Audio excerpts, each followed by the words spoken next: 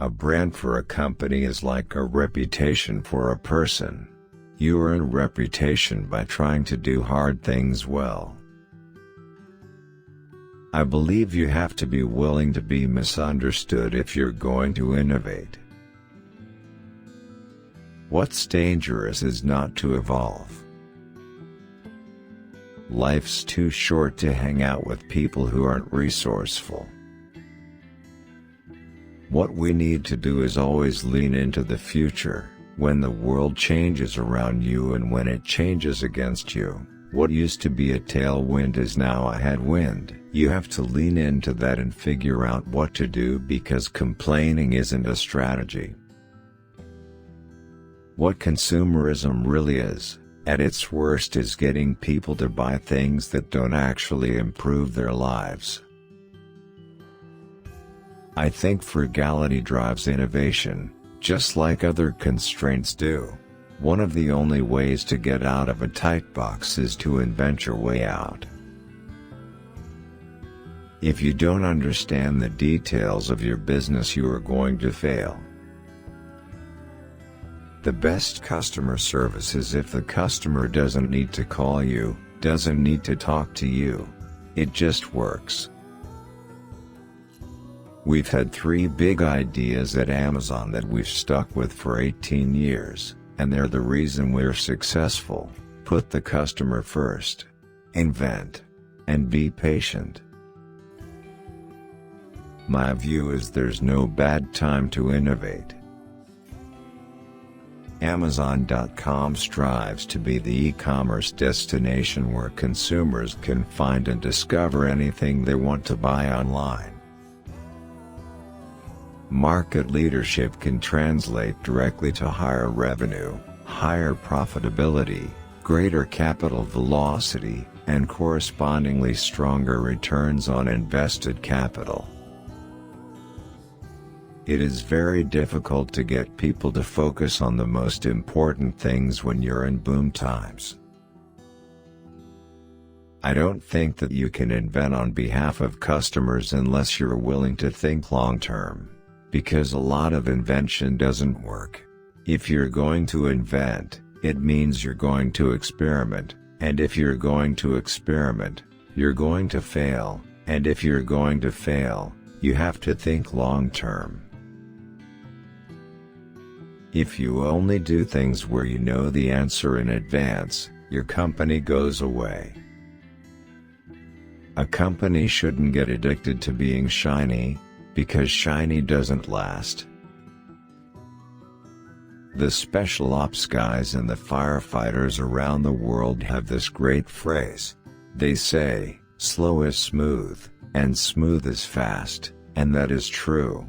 Everything I've accomplished in my life has been because of that attitude. The solar system can support 1 trillion humans, and then would have 1,000 Mozarts and 1,000 Einsteins. People will visit Mars, they will settle Mars, and we should, because it's cool.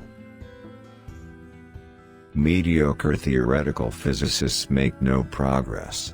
They spend all their time understanding other people's progress. Humans are unbelievably data efficient. You don't have to drive 1 million miles to drive a car, but the way we teach a self-driving car is have it drive 1 million miles. We expect all our businesses to have a positive impact on our top and bottom lines. Profitability is very important to us, or we wouldn't be in this business. Percentage margins don't matter. What matters always is dollar margins, the actual dollar amount. Companies are valued not on their percentage margins, but on how many dollars they actually make, and a multiple of that. I strongly believe that missionaries make better products. They care more. For a missionary, it's not just about the business. There has to be a business, and the business has to make sense, but that's not why you do it. You do it because you have something meaningful that motivates you. In just a few hundred years, we will have to cover the entire surface of the Earth in solar cells if we want to continue to grow our energy usage. Of course, humans like to explore, and we should. There's nothing wrong with that. But it's more than that. It's essential for your children and your children's children. For many people, extended reading sessions on an LCD display cause eye strain. I'm skeptical of any mission that has advertisers at its centerpiece. When it comes to space, I see it as my job. I'm building infrastructure the hard way.